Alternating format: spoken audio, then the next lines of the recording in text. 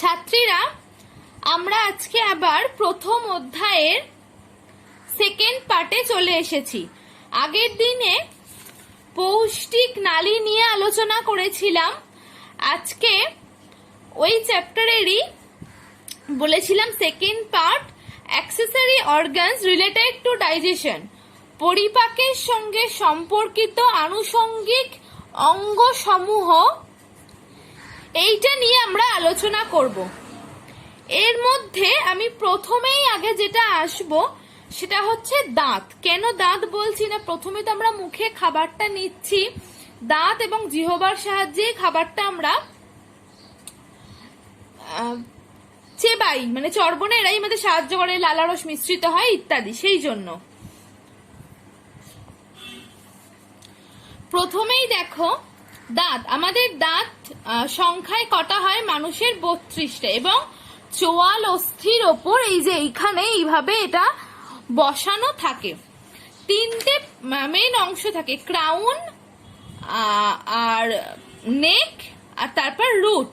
দাঁতের অংশ তিনটে, ক্রাউন, নেক আর রুট। আচ্ছা, ক্রাউনটা কোথায় থাকে? যেটা মাড়ির ওপরে থাকছে। তারপরে হচ্ছে কি এনামেল দ্বারা গঠিত এখানটা। দাঁতের যেটা নেক সেটা মাড়ির মধ্যে আবৃত থাকে, এবং রুট হচ্ছে কি অস্থির একদম ভিতরে থাকে। দাঁত এক ধরনের শক্ত ক্যালসিয়াম নির্মিত অঙ্গ, যেগুলো প্রত্যেকটা চোয়ালে মাড়ি দ্বারা আবৃত এবং সুরক্ষিত থাকে। প্রতিটি চোয়ালকে আমরা দুটো ভাগে ভাগ করেছি। চোয়ালের শেষে কি থাকে? মোলার। এই যে শেষে কি থাকে? মোলার, তারপর প্রিমোলার, তারপর ক্যানাইন, তারপর ইনসিজার, দাঁত। আচ্ছা, এইভাবে দুটো চোয়ালে ওপর এবং নিচে 16টি করে 32টি দাঁত থাকে। আচ্ছা, মোলার কতগুলো থাকে? তিনটে। ওপরের চোয়ালে 3টে, নিম্ন চোয়ালে 3টে। প্রিমোলার 2টি, ক্যানাইন 1টি, আবার ইনসিজার 2টো, আবার ইনসিজার 2টি, এরপর আবার সেম ভাবে ওই ক্যানাইন একটা, প্রিমোলার 2টি এবং মোলার 3টি, এইভাবে থাকে। এইভাবে 16 32টা আমাদের দাঁত থাকে। দেখাচ্ছি আমি তোমাদের, দেখো দেওয়া আছে। এইভাবে আমাদের দাঁতটা সজ্জিত থাকে। দাঁতের একটা সূত্র আছে, ডেন্টাল ফর্মুলা।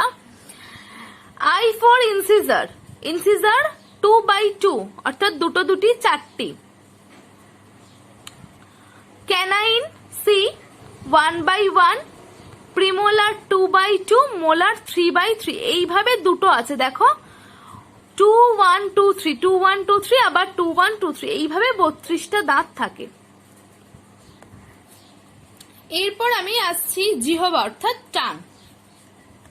এটা হচ্ছে জিহ্বার স্ট্রাকচারটা, দেখতে পাচ্ছ।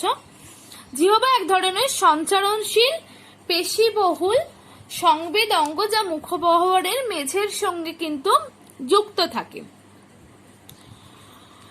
জিহ্বায় 4 ধরনের প্যাপিলি থাকে। প্যাপিলি কি? ছোট ছোট অভিক্ষেপ। 4 ধরনের কি? Popilliae valet, popilliae ফাঙ্গিফর্ম, popilliae filiform আর প্যাপিলি ফোলিয়েট।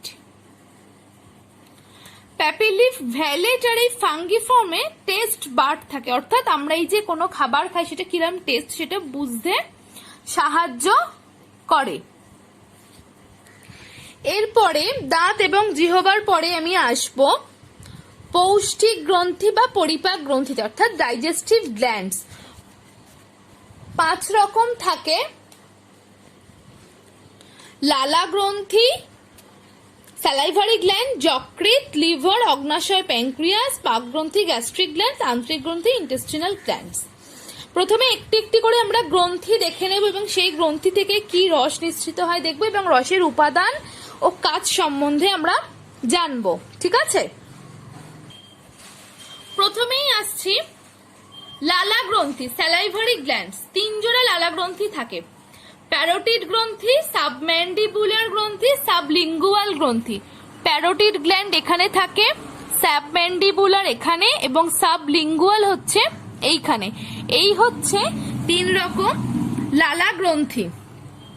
প্যারোটিড গ্রন্থিটা হচ্ছে কি, ঠিক কানের সামান্য নিচে থাকে, দুদিকে একটি করে দুটি, এটা হচ্ছে বৃহত্তম সেরাস প্রকৃতির গ্রন্থি হয়।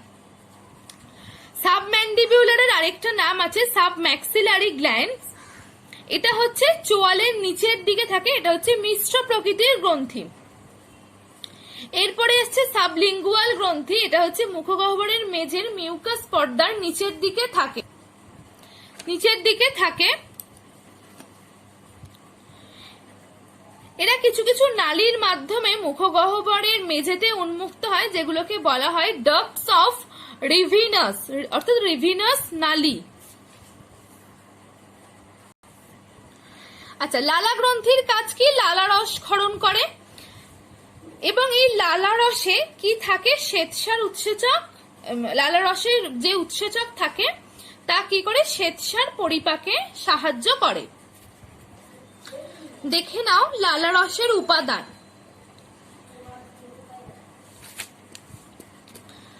লালারস কি? লালা গ্রন্থি থেকে সামান্য ঘোলাটে চটচটে ঈষৎ অম্লধর্মী যে তরল পদার্থ নিঃসৃত হয় তাকে বলা হয় লালারস।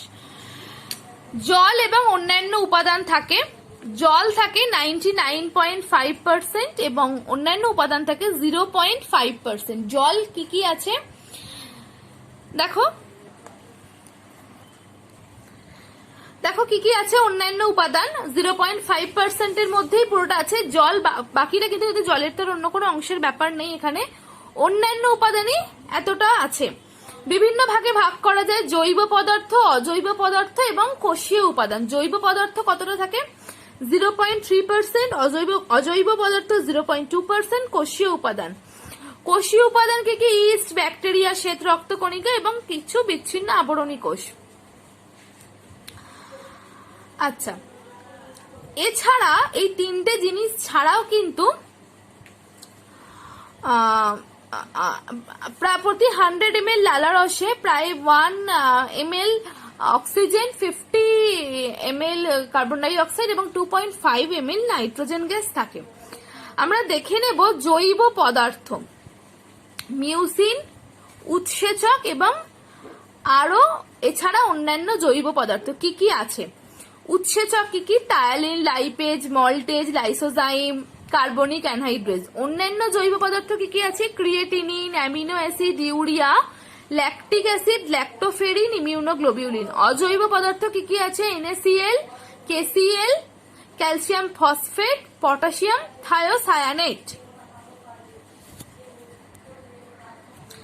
এই লালারসের কাজ কি? লালারসের যান্ত্রিক কাজ হিসেবে বলা যেতে পারে মুখগহ্বরকে সিক্ত রাখে, চিবোতে সাহায্য করে, খাদ্যবস্তুকে সিক্ত করে দেয়, খাদ্য মণ্ড প্রস্তুত করতে পারে, দাঁত পরিষ্কার রাখে। আর পরিপাকজনিত কাজ কি? লালারসে উপস্থিত যে শর্করা ভঙ্গক যে উৎসেচক আছে টায়ালিন, টায়ালিন কি করে? সেদ্ধ শ্বেতসারকে ভেঙে মল্টোজে পরিণত করতে সাহায্য করে। লালারসে এই যে মল্টেজ আছে, মল্টেজ শ্বেতসার ও গ্লাইকোজেন পরিপাক করে গ্লুকোজ উৎপন্ন করে। এছাড়া জীবাণুনাশক হিসেবে কাজ করে, বাফার ক্রিয়া করে, মুখগহ্বরের pH 7.0 রাখতে সাহায্য করে, জলসাম্য নিয়ন্ত্রণ করে। যখন অতিরিক্ত গরমে ঘাম নিঃসরণ হয় তখন লালারসের ক্ষরণ হ্রাস পায়, ফলে তৃষ্ণার অনুভূতি জাগে এবং আমরা সেই জন্য জল খাই। রেচন হয়, কি কি পদার্থ বেরোয়, কিছু ভারী ধাতু বেরিয়ে যায় ইত্যাদি হচ্ছে লালারসের কাজ। এরপর আসছে দেখো পাক গ্রন্থি। পাকস্থলীর অন্তঃগাত্রে মিউকাস স্তরে বিভিন্ন গ্রন্থি কোষ থাকে। এই যে মিউকাস স্তর, গ্রন্থি কোষ যে থাকে সেখান থেকে পাকরস সহ বিভিন্ন ধরনের হরমোন খরিত হয়। কি কি খরিত হয়? মিউকাস কোষ থেকে মিউকাস ক্ষরণ করে, পেপটিক কোষ থেকে পেপসিনোজেন খরিত হয়, প্যারাইটাল কোষ বা অক্সেন্টিক কোষ থেকে HCl খরিত হয়, আর্জেন্টোফিন কোষ থেকে বিভিন্ন হরমোন, গ্যাস্ট্রিন, হিস্টামিন এগুলো খরিত হয়, এবং কার্ডিয়াক আর পাইলোরিক গ্রন্থি থেকে ক্ষারীয় মিউকাস ক্ষরিত হয়। আচ্ছা, পাকগ্রন্থি থেকে কি ক্ষরিত হয়? পাকরস বা গ্যাস্ট্রিক জুস পাকস্থলীর শৈশ্লিক স্তরের গ্রন্থিকোষ থেকে সম্মিলিতভাবে হালকা হলুদ বর্ণের এবং তীব্র অ্যাসিডধর্মী যে তরল পদার্থ নিঃসৃত হয় তাকেই পাকরস বা গ্যাস্ট্রিক জুস বলা হয়। কি কি উপাদান আছে দেখো, জল আর কঠিন পদার্থ। জল কত? 99.45% আর কঠিন পদার্থ বাকিরা 0.55%। কঠিন পদার্থের মধ্যে কি কি আছে? জৈব পদার্থ, অজৈব পদার্থ। জৈব পদার্থ মিউসিন, ইন্ট্রিনসিক ফ্যাক্টর, বিভিন্ন উৎসেচক, এগুলো উৎসেচকের নাম। জৈব পদার্থ, জৈব পদার্থ মিউসিন, ইন্ট্রিনসিক ফ্যাক্টর, বিভিন্ন উৎসেচক, এগুলো উৎসেচকের নাম। এবং গ্যাস্ট্রিন উৎসেচক কি কি আছে? Pepsin, parapepsin 1, 2, cathepsin, rennin. Carbonic anhydrase, gastric lipase, urease, gelatinase, lysozyme. অজৈব পদার্থ কি কি আছে? NaCl, CaCl2, CA3PO4(2), Mg3PO4(2), KCl, HCl, Mg, HCO3(2) ইত্যাদি হচ্ছে পাকরসের উপাদান। এবার আসি পাকরসের কাজ কি। পাকরস খাদ্য পরিপাকে সাহায্য করে, প্রোটিন পরিপাক করে। এই যে পেপসিন নামক উৎসেচক আছে, এটা HCl এর উপস্থিতিতে প্রোটিন জাতীয় খাদ্যকে পাচিত করে কি করে? পেপটোনে পরিণত করে। কার্বোহাইড্রেটের পরিপাক, পাকরসে কোনো থাকে না, শর্করা ভঙ্গক উৎসেচক, তাই হয় না, কিন্তু ওই একটু আর্দ্র বিশ্লেষণ ঘটাতে পারে ওই HCl ঘটিয়ে সুক্রোজের আর্দ্র বিশ্লেষণের ফলে গ্লুকোজ আর ফ্রুক্টোজ উৎপন্ন করে দেয়। দুগ্ধ প্রোটিনের পরিপাক ঘটায় রেনিন নামক যে উৎসেচকটি আছে, এই যে রেনিন, এটা দুগ্ধ প্রোটিনকে কেসিনোজেনকে ভেঙে দ্রবণীয় কেসিনে পরিণত করে। কার্বনিক অ্যানহাইড্রেজ কি করে? পাকগ্রন্থির প্যারাইটাল কোষে যেটা এটা থাকে, এটা HCl সংশ্লেষে সাহায্য করে। HCl কি করে? সুক্রোজের আর্দ্র বিশ্লেষণ ঘটায়, লোহার শোষণকে প্রভাবিত করে, রক্তে অ্যাসিড বেসের যে সাম্যতা সেটাকে বজায় রাখে, পেপসিনোজেনকে সক্রিয় পেপসিনে রূপান্তরিত করে, জীবাণুনাশক হিসেবে কাজ করে ইত্যাদি। এবারে আসছি নেক্সট, অগ্ন্যাশয় গ্রন্থি। কোথায় থাকে জানো? পাকস্থলীর ঠিক নিচে ডিওডিনামের ভাঁজের মধ্যবর্তী অংশে প্লীহার সঙ্গে সমান্তরাল ভাবে থাকে। এটা হচ্ছে একটা মিশ্র গ্রন্থি। আচ্ছা, এখান থেকে যে নালী নির্গত হয়, এই যে এখান থেকে যে নালী নির্গত হয়, যে মাথার দিকের পাটটা থেকে, এর মাধ্যমেই অগ্ন্যাশয় রস পরিবাহিত হয় এবং ডিওডেনামে গিয়ে মুক্ত হয়। এই যে এটা হচ্ছে অগ্ন্যাশয় গ্রন্থি। এই হচ্ছে আমাদের অগ্ন্যাশয় রস।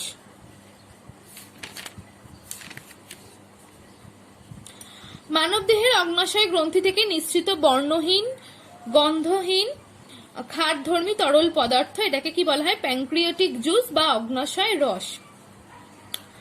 কি উপাদান আছে? জল আছে 98.5% আর কঠিন পদার্থ 1.5%। জৈব উপাদান, অজৈব উপাদান। জৈব হচ্ছে 0.9%, অজৈব উপাদান হচ্ছে 0.6%। জৈব উপাদান প্রোটিন ভঙ্গক উৎসেচক আছে, শর্করা ভঙ্গক উৎসেচক আছে, ফ্যাট ভঙ্গক উৎসেচক আছে এবং নিউক্লিক অ্যাসিড পরিপাককারী উৎসেচক আছে। প্রোটিন ভঙ্গক উৎসেচক কি কি আছে? Trypsin, chymotrypsin, কার্বক্সিপেপটাইডেজ, ইলাস্টেজ, collagenase. শর্করা ভঙ্গক উৎসেচক কি আছে? Pancreatic amylase. ফ্যাট ভঙ্গক উৎসেচক প্যানক্রিয়াটিক লাইপেজ। নিউক্লিক অ্যাসিড পরিপাককারী উৎসেচক রাইবোনিউক্লিয়েজ এবং ডিঅক্সিরাইবোনিউক্লিয়েজ। অজৈব উপাদান NaHCO3, NaCl, KCl, CaCl2, CA3PO4(2). অগ্ন্যাশয় রসের কাজ, খাদ্য পরিপাকে যথেষ্ট ভূমিকা পালন করে, প্রোটিনের পরিপাক ঘটায়, কার্বোহাইড্রেট জাতীয় খাদ্যের পরিপাক ঘটায়। সেটা কি করে? এখানে উপস্থিত যে প্যানক্রিয়াটিক অ্যামাইলেজ আছে, সেটা সিদ্ধ আর অসিদ্ধ শ্বেতসারকে, ডেক্সট্রিনকে ভেঙে মল্টোজে পরিণত করে। এরপর এই মল্টোজকে মল্টেজ উৎসেচক ভেঙে গ্লুকোজ তৈরি করে। ফ্যাট ভঙ্গক উৎসেচক প্যানক্রিয়াটিক যে লাইপেজ আছে, তা ফ্যাটকে ভেঙে ফ্যাটি অ্যাসিড ও গ্লিসারলে পরিণত করে। আচ্ছা, এই যে ট্রিপসিন, কাইমোট্রিপসিন, এইগুলো আছে প্রোটিন ভঙ্গ উৎসেচক, এগুলো বিভিন্ন কাজে অংশ নেয়। যেমন ট্রিপসিন প্রোটিনকে ভেঙে ক্ষারীয় মেটা প্রোটিন করে, তারপর primary proteose, secondary proteose, peptone, polypeptide, lower peptide এবং অ্যামিনো অ্যাসিড এইভাবে ভাঙে। দুগ্ধ প্রোটিনকে কে ভাঙে? কাইমোট্রিপসিন দুগ্ধ প্রোটিনকে তঞ্চিত করে। নিউক্লিক অ্যাসিড কি? নিউক্লিক অ্যাসিডকে ভেঙে নিউক্লিওটাইডে পরিণত করে। কোলাজিনেজ কোলাজেনকে ভেঙে পেপটোন তৈরি করে। এছাড়া কি করে? কোলেসিস্টোকাইনিন গ্লুকাগন হরমোনের পরিমাণ বাড়ায়। প্যানক্রিওজাইটিন হরমোনটা অগ্নাশয় রসে উৎসেচকের পরিমাণ বাড়ায় ইত্যাদি। যকৃৎ কি দেখছো? যকৃৎ মানবদেহের বৃহত্তম পৌষ্টিক গ্রন্থিটি হচ্ছে কিন্তু যকৃৎ গ্রন্থি। ঠিক আছে, এখান থেকেই কি খরিত হয়? পিত্ত রস। কোথায় অবস্থিত জানো আর বলো তখনই? 4টে খণ্ডক নিয়ে গঠিত। ডান খণ্ডক, বাম খণ্ডক, কর্ডেট খণ্ডক, কোয়াড্রেট খণ্ডক। প্রত্যেকটা খণ্ডক থেকে একটা করে নালী দেখো গঠন হয়েছে, নির্গত হয়ে পরস্পরে মিলিত হয়ে দুটো নালী গঠন করেছে। এই যে আচ্ছা, যকৃতের সংশ্লেষিত পিত্তরস সাময়িকভাবে পিত্তথলিতে সঞ্চিত হয় এবং পরে পিত্তনালীর মাধ্যমে ডিওডেনামে উন্মুক্ত হয়। এইবারে আমরা আসবো পিত্তরস। পিত্তরস কি? যকৃৎ কোষ থেকে নিঃসৃত ক্ষারধর্মী সান্দ্র সবুজাভ হলুদ বর্ণের তিক্ত স্বাদযুক্ত তরল, যাকে বলা হয় বাইল বা পিত্তরস। পিত্তনালীর মাধ্যমে বলে দিলাম ক্ষুদ্রান্তের ডিওডেনামে উন্মুক্ত হয়। কি কি উপাদান আছে? জল আছে 89 থেকে 98% এবং কঠিন পদার্থ আছে 2 থেকে 11%। জৈব উপাদান আর অজৈব উপাদান আছে কঠিন পদার্থের মধ্যে। জৈব উপাদান কি কি আছে? পিত্ত লবণ, পিত্তরঞ্জক, অন্যান্য উপাদান। পিত্ত লবণ কি কি আছে? Sodium taurocholate, sodium glycocholate. পিত্তরঞ্জক কি আছে? Bilirubin, biliverdin.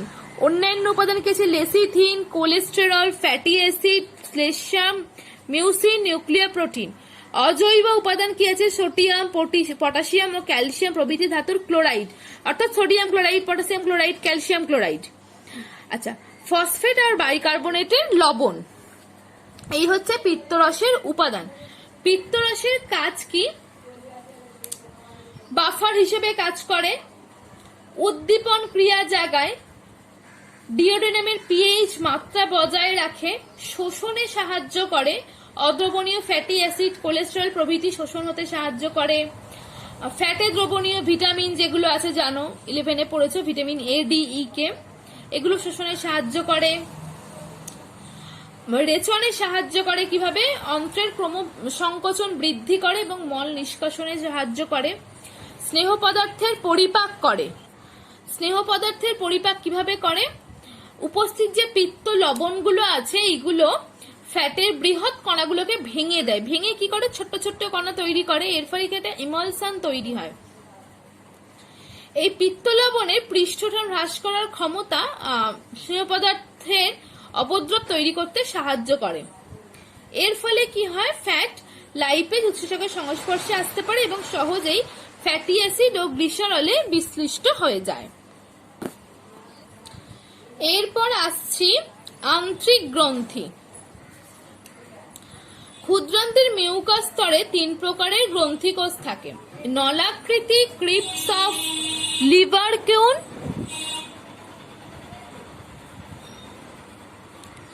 গবলেট কোষ আর হচ্ছে ব্রুনার্স গ্রন্থি। এই গ্রন্থিগুলো থেকে আন্ত্রিক রস খরিত হয় আর গবলেট আর ব্রুনার গ্রন্থি মিউকাস ক্ষরণ করে। দেখো যেটা বললাম, এই যে নলাকৃতি ক্রিপ্স অফ লিভার কেউন, গবলেট কোষ, এটা হচ্ছে গঠন আন্ত্রিক গ্রন্থি। এরপর আসছে লাস্ট আন্ত্রিক রস। ক্ষুদ্রান্ত্রের শৈশ্লিক স্তরে অবস্থিত অসংখ্য আন্ত্রিক গ্রন্থি থেকে নিঃসৃত মিউসিন যুক্ত তীব্র খাদ্যধর্মী হালকা হলুদ বর্ণের লঘু তরলকে আন্ত্রিক রস বা সাক্কাস এন্টেরিকাস বলে। কি কি উপাদান আছে? জল আছে দেখো 98.5%, কঠিন পদার্থ আছে 1.5%, অজৈব উপাদান জৈব 0.7, অজৈব উপাদান 0.8। জৈব উপাদান কি কি আছে? সক্রিয়ক, উৎসেচক শর্করা ভঙ্গক, প্রোটিন ভঙ্গক, ফ্যাট ভঙ্গক এবং অন্যান্য উৎসেচক। আর মিউসিন আর সক্রিয়ক হচ্ছে কি এন্টেরোকাইনেজ বা এন্টেরোপেপটাইডেজ। শর্করা ভঙ্গক উৎসেচক গুলো এইগুলো আছে অ্যামাইলেজ, সুক্রেজ। এখানে হচ্ছে প্রোটিন ভঙ্গক অ্যামিনোপেপটাইডেজ, ডাইপেপটাইডেজ। ফ্যাট ভঙ্গক আছে লাইপেজ, অন্যান্য হচ্ছে লেসিথিনেজ, অ্যালকালাইন, ফসফাটেজ এবং মিউসিন। অজৈব উপাদান NaCl, KCl, CaCl2, MgCl2, NaCO3 ইত্যাদি। আন্ত্রিক রসের কাজ কি? কার্বোহাইড্রেট, প্রোটিন আর ফ্যাটের পরিপাক ক্রিয়া এটা সম্পূর্ণ করে। এই যে উৎসেচকগুলো আছে পুরোপুরিভাবে সম্পূর্ণ করে। আজ এই পর্যন্তই। পরের দিন আবার এই চ্যাপ্টারের আমরা পরবর্তী অংশ নিয়ে আসবো। ততদিন যেটুকু পড়ালাম ভালো করে পড়বে বাড়িতে।